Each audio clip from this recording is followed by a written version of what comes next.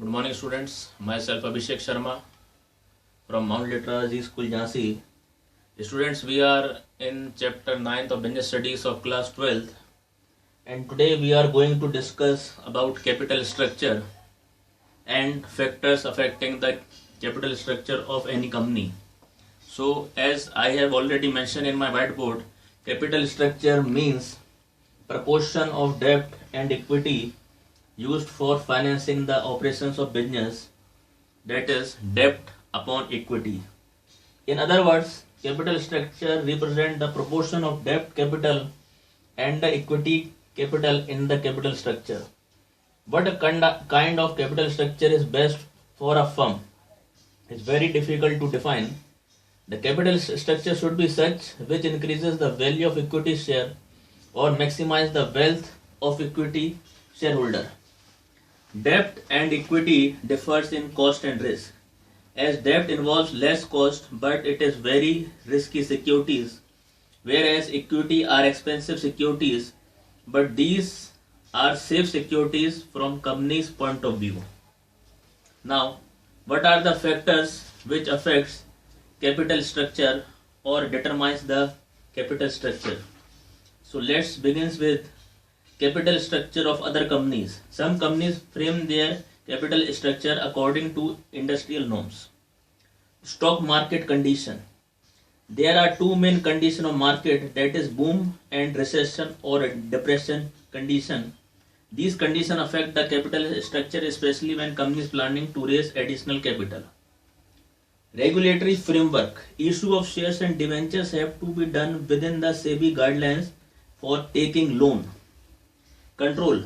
The equity shareholder are considered as the owner of the company and they have complete right to control over the company. If existing shareholder want complete control, they should prefer debt. Flexibility. Excess of debt may restrict the firm's capacity to borrow in further duration. Risk consideration. Financing risk refers to a position when a company is unable to meet its fixed financial charges such as interest, preference, dividend payment to creditors, etc. Flotation cost. Flotation cost is the cost involved in the issues of shares or debentures. These costs basically include the cost of advertisement, underwriting, statutory fees, etc. Cost of equity. It is another factor which helps in deciding the capital structure. It is the cost of equity. Owner or equity shareholder expect a return on their investment, that is EPS. EPS means earning per share. Tax rate. Higher tax rate makes debt cheaper as interest paid to debt security holders is subtracted from the income before calculating the tax, whereas companies has to pay a tax on dividend to shareholders. Cost of debt. If firm can arrange a borrowed fund at low rate of interest, then it will prefer more of debt as compared to equity. Return on investment. If return on investment is more than the rate of interest, then company must prefer debt in its capital structure, whereas if return on investment is less than rate of interest to be paid on debt, then the company should avoid taking debt. DSCR. The full form of DSCR is debt service coverage ratio.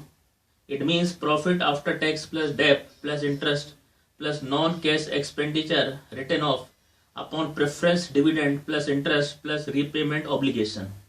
If DSCR is high, then company can have more debt in capital structure.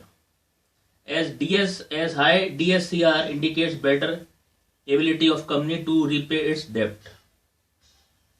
ICR. ICR stands for interest coverage ratio.